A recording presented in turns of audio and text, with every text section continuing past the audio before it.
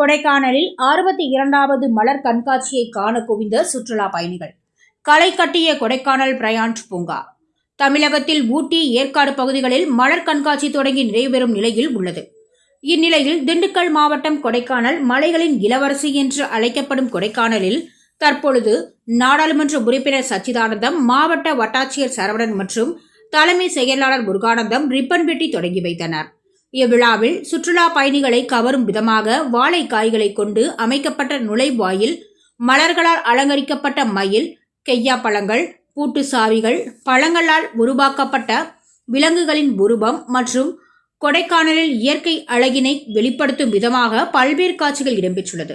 மேலும் கோடை விழாவை கொண்டாட கொடைக்கானல் வந்த சுற்றுலா பயணிகள் மலர்களால் அலங்கரிக்கப்பட்ட பல்வேறு உருவங்களை ரசித்தபடியும் மற்றும் கொடைக்கானலில் பிரையாண்ட் பூங்காவில் பூத்துக் குலுங்கும் பல்வேறு வகையான வண்ண மலர்களை கண்டு ரசித்தபடி தங்களுடைய குடும்பத்தினருடனும் நண்பர்களுடனும் கண்டு ரசித்தபடி புகைப்படங்களை எடுத்து கோடை விடுமுறையை மிகவும் மகிழ்ச்சியுடன் கொண்டாடி வருகின்றனர்.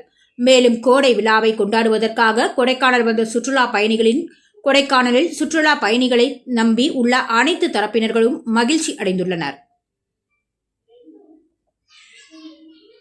சான்றோர் குரல் செய்திகளுக்காக திண்டுக்கல் மாவட்ட செய்தியாளர் லட்சுமணனுடன் செய்தி வாசிப்பாளர் முத்துலட்சுமி. செய்திகளை உடனுக்குடன் தெரிந்து கொள்ள சான்றோர் குரல் பக்கத்தை